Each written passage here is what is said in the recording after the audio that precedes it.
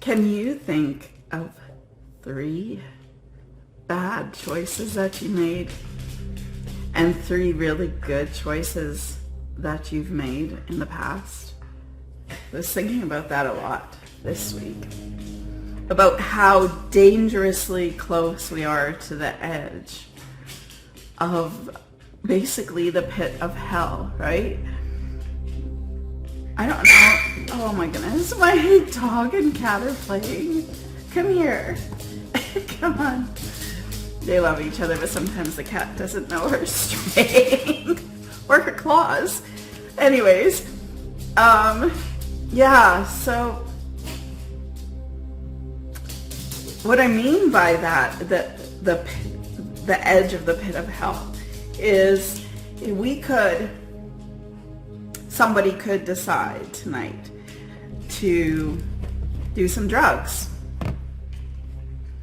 One bad choice. Then, they could keep doing drugs. That's their second bad choice. Now they're on a downward spiral.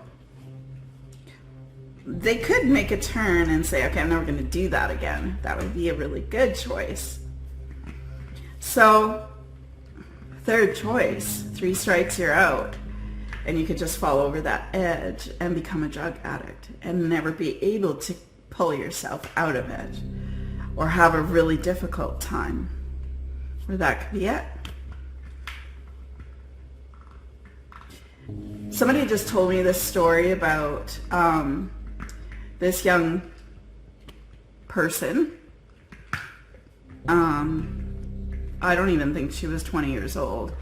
And she went to the bar, got really drunk, and fell. And she hurt her wrist. So some guy that she just had met decided to drive her to the hospital from the bar. He was drunk too. And they got in a car accident. And she died. And he is paralyzed. Some really bad choices there. Well, we think sometimes, well, we're above that, right? We don't do those things. We don't really make bad choices, but it could be as innocent as getting angry or becoming bitter. That can pull us down into a downward spiral. It could be even, well, let me put it this way. It could be something that doesn't seem like a bad or good choice. You hit the snooze button and you go to work 10 minutes later than you would have. Or you're rushing, right? And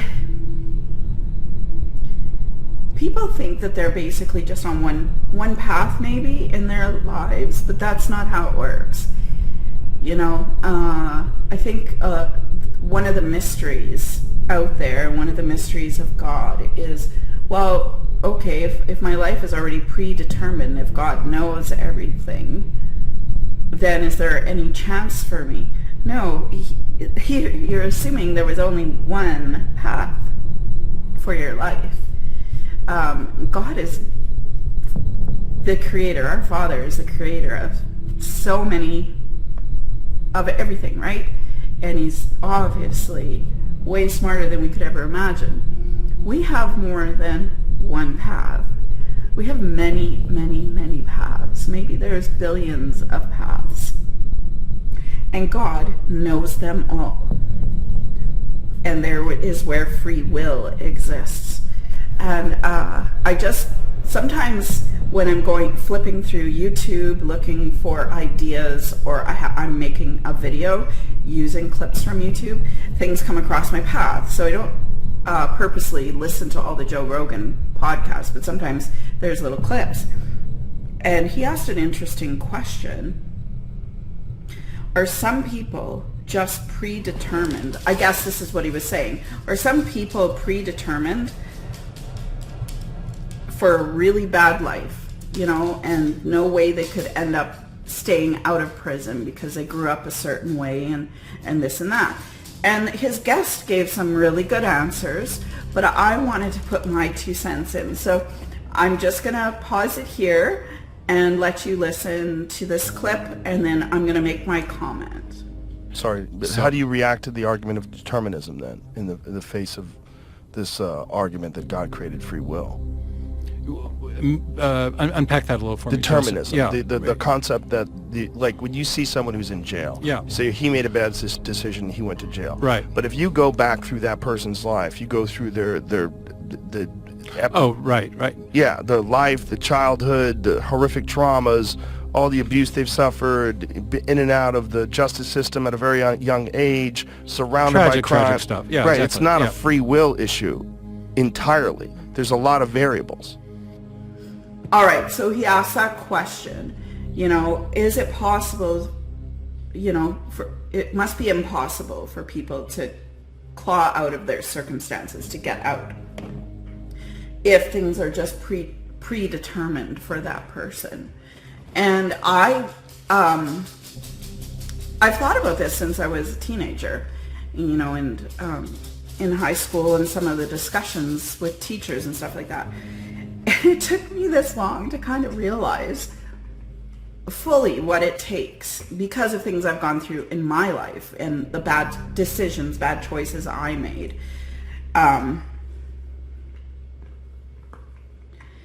Thankfully, I was able to crawl out of it and make good decisions. And the foundation and the basis for that is I always had Jesus as the center of my life. I might have shoved him aside at times, and that's where things take a wrong turn. So you get this kid, he might grow up in slums, and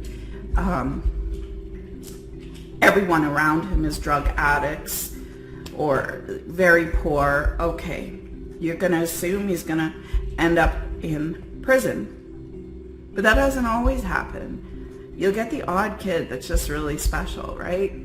And they're like a hero. They graduate high school and they become a doctor. I think Dr. Ben Carson had a story like that about his life.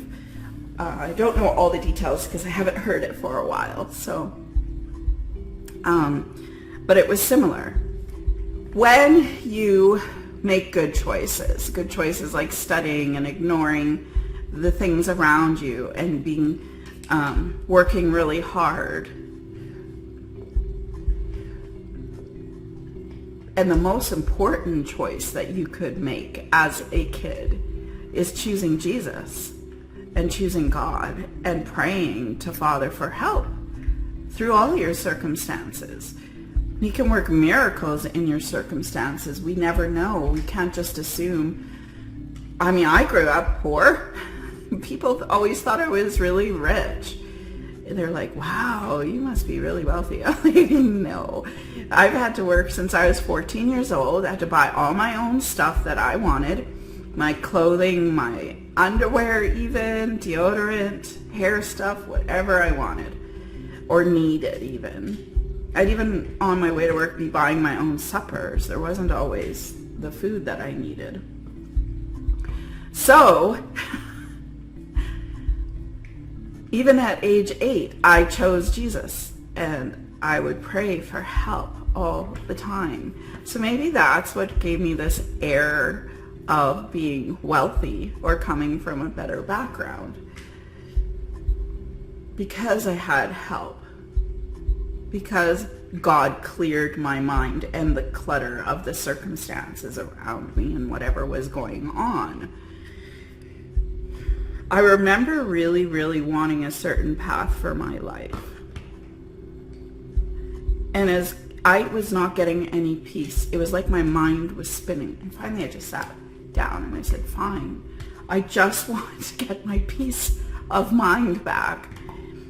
And I could hear, and it takes time to be able to learn how to know it's the voice of God, but I could hear God's voice say, then you have to stop this path that you're on.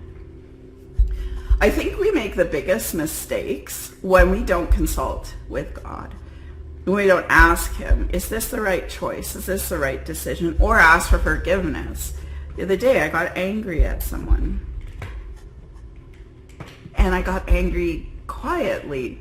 So I've matured in my anger where I don't lash out. But he could read my face and my eyes. So, I'm glad to be called on it, because if I'm let to sit in the mire of my anger, I don't want to become an angry, bitter person. I don't want to become prideful, arrogant, conceited, vain, all those things. That really bothers me. If I would be dragged down towards the pit of hell. So we all have many, many, many paths. Staying on the best, perfect path for our life, the only way we can do that, and the only way we can rise above our circumstances, is this prayer, this asking God for help in every decision that we make. Yeah, we might make a wrong choice, but if we're in constant conversation with God and with Jesus and asking to hear the voice of the Holy Spirit, we can quickly work our way back to that perfect path. I hope this is making sense. You might say, okay, that's not important. It is so important, especially in these days, these end days. You know it. I bet you have heard or seen those Hollywood stars or rock stars or pop stars, whatever, and they have said that they made a deal with the devil. You know how many times you can be approached in your mind where God says, okay, this is what I need you to do. This would be better for your life. And Satan will come to you and say, I can make you rich. I can make you famous. I can make your life easy. I've had friends say, wow, everything is working out for me. My job is great. I have money. I have this. I have that. And I know for certain that they've rejected God on purpose to get that.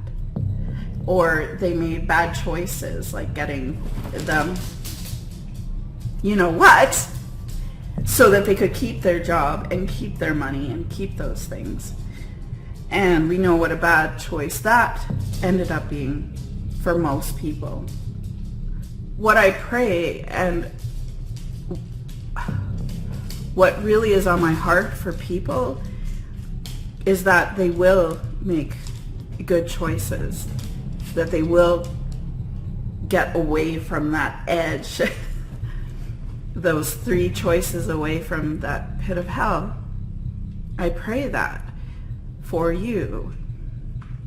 And even though we make really, really great choices and we're hearing the voice of God, it doesn't mean that our life is going to be easy. It's actually, we could be tested even more. It could be even more difficult. Oh, little side note. Those of you that are reading the Bible and know the Bible and are saying that these are just stories in the Bible, that it wasn't real people and there were no miracles that happened.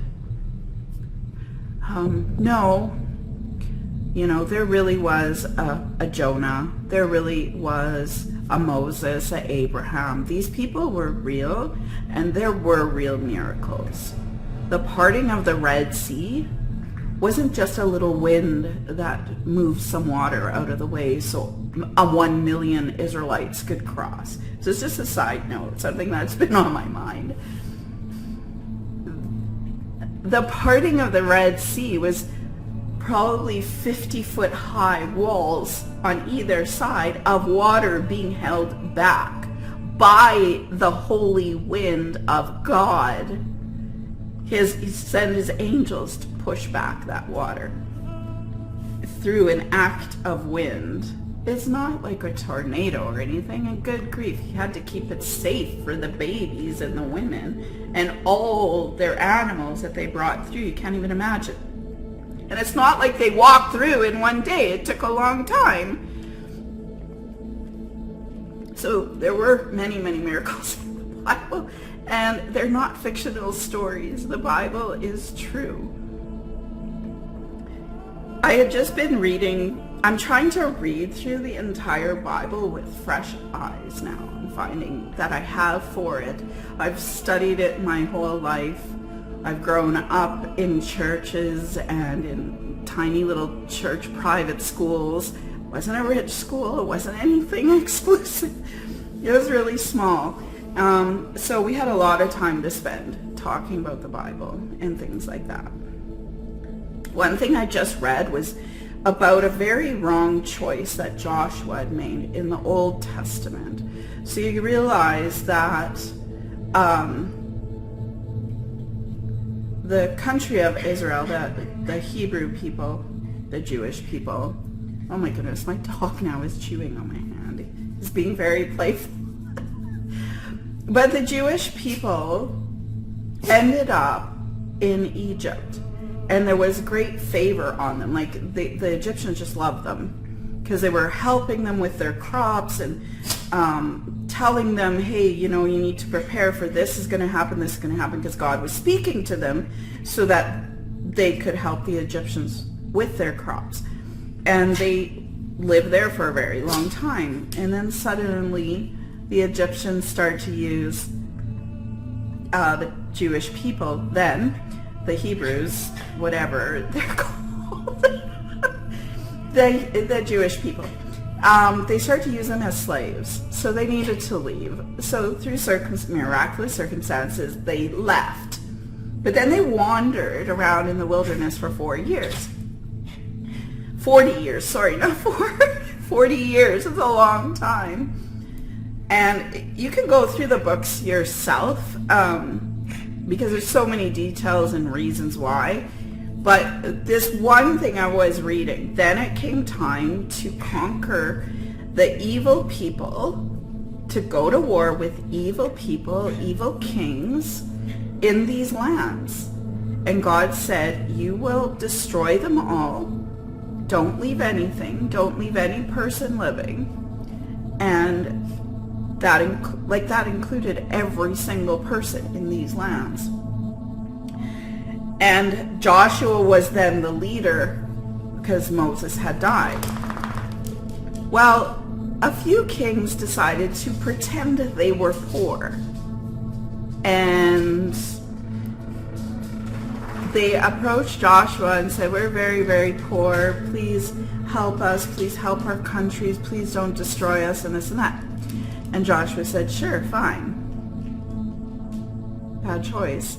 He forgot to ask God, his father. He forgot to ask Father what he should do. If he had taken time to ask Father, it would have been revealed to him that these were evil people that were lying and tricking him. So that was a bad choice.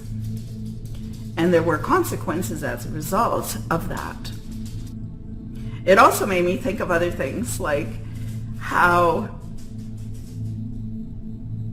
good Christian countries have made so many bad decisions in war and also for their own countries. And this is why we're seeing these crazy wars, which they seem pointless because nothing is done. Okay, you go over there for a little while and then come back, and nothing changes in those countries that we were at war with. And we also don't seek God anymore in our own countries. Like North America, United States, Canada, countries in Europe have all rejected God. So of course, our countries are falling apart. If you throw God out, it leaves this big void, right? And then Satan is coming in. God's not going to force his way. God gives us free will and choices. As a nation, as a family, as a person, we have many, many, many possibilities and many, many, many, many choices. Yes, sometimes there are evil people, just born evil.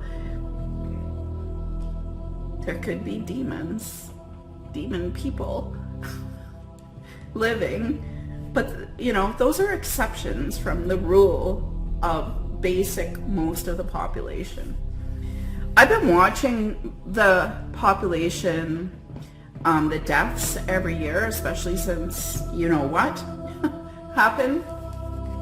And I think that most of the the total deaths worldwide was around no more than 52 million people. We're in August, so today is August 9th that I'm recording this, and there's already almost 38 million people dead.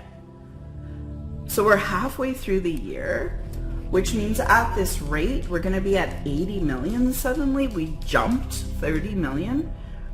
I mean, it's going to be curious to see what we end the year at as far as the deaths total worldwide. So anyways, all right, I think that is it. I hope I didn't mumble and fumble my way along. You guys have a great day.